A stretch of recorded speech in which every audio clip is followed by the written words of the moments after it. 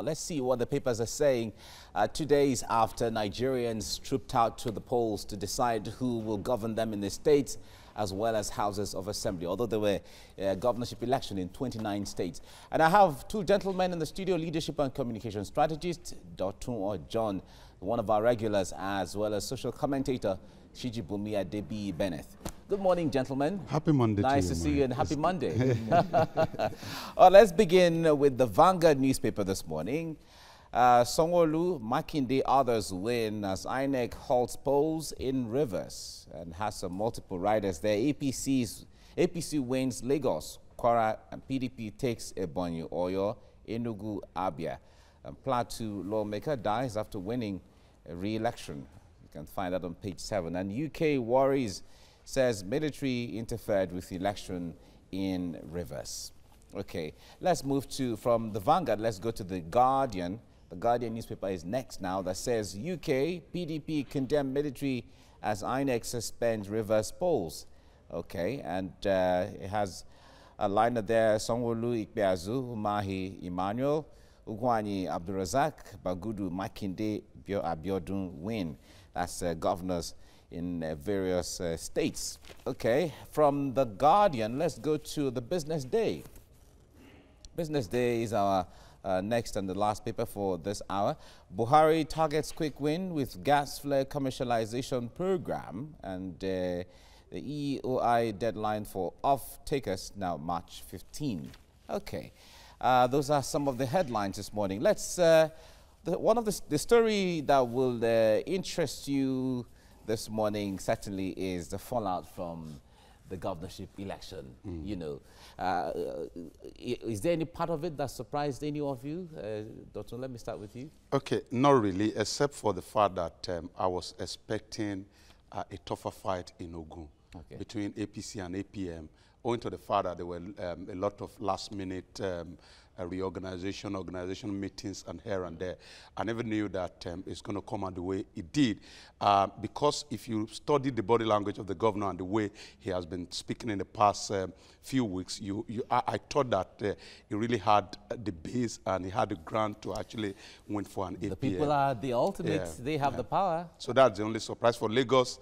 It's clear. If you consider the number, the amount of investment made into marketing the candidate of APC in Lagos, then you will agree with me that the figure is not actually unexpected. The turnout, if you put the numbers together and all of that, Shijibumi, at least especially for Lagos, even though the margin was quite wide between the two candidates, but if you see the overall turnout, it is not what Lagos used to be. That's the surprise for me. Not really the turnout, but the margin of victory. Right. It's really a surprise for me. Because if PDP was able to put up a very good fight 4 years ago, and they lost Lagos with less than 160,000 votes, and we 4 years down the line, we are losing Lagos with over 500,000 votes. It's, I don't want to talk about an adjective to qualify that. It's, I think the selection process was porous. I think the marketing process was porous. I think the publicity was woeful, because and putting the fact that the person that contended against the APC candidate is not a newbie. He's an experienced politician. So for me, it was a surprise, because I was really with the Otoge movement that people wanted to start with the which later turned to Otoge. You know, I was thinking at least maybe you lose by 200,000, 250,000, but not a 500,000 margin. But it might be beautiful to say that Lagosians, they are the ones deciding this. Of course they are, but again, I quickly want us to talk about the people that actually participated in the election. I'm talking about the electorate now, because in a Lagos, my Lagos of over 20 million people, if 1 million people or 1.2 million people, at the end of the day, also considering the fact that we are the first when it comes to number of registered voters, then you're surprised that only about 1 million people came out to vote. To decide who governs them. It shows that there was a high level of apathy during the election, which for me, it was not good enough. Okay. Yeah. How about the upsets in Kwara State as well as in Oyo State? Kwara State we saw it coming. Okay. The same thing in Oyo State, we saw it coming. Oyo State, that was the first time that a governor will not lose because he didn't perform. He really, really performed. An average Ibadan man will tell you that Ibadan, there was an uplift in the infrastructural development in Ibadan. Okay. But, you know, just like what happened in intra-party affairs in Lagos, there is a place of governance. There is a place of politicking. If you don't get your politics right, you will lose.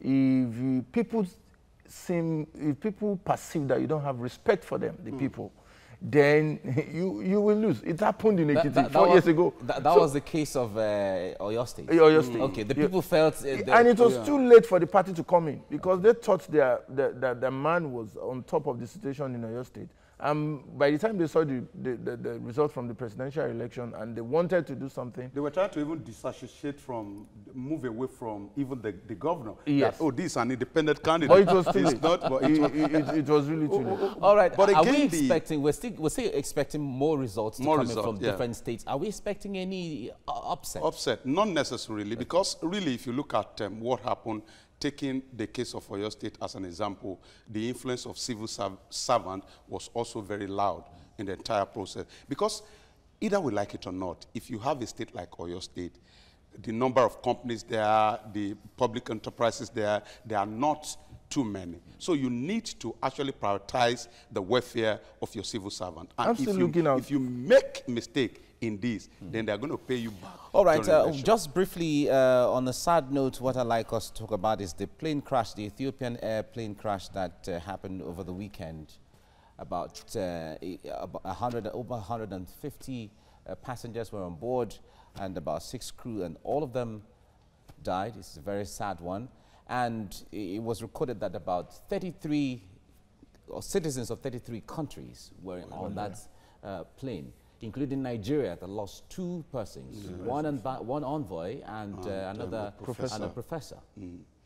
You see, it was a very sad one up to this moment, because as a writer, you know that these are some of the people that Prof was one of the people that I look up to.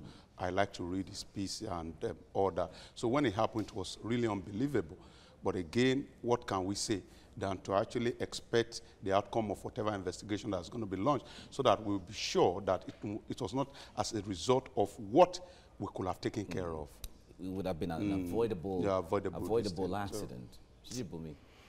Yeah, it was a somber one yesterday because, like our colleagues and compatriots in Canada, I think everybody was close to bed. Then if you are conversant with reading and all these things, you will know the guy through his write-ups. People were just sending write-ups of the guy to different WhatsApp groups yesterday, and we had to start reading again. So that will stop now because we can't get new ones. We will get. It's just the old ones that we will get. So it was pathetic, but we just pray for the family, for the fortitude to bear the loss. And just to add to that, I'm still expecting some upsets anyway. Okay. I'm still expecting the governorship election. Bauchi and Adamawa is going to be tight. Anything can happen. Okay. So how let's about keep our fingers crossed. Benue is going to be tight, but I will still give it to the incumbent. Okay.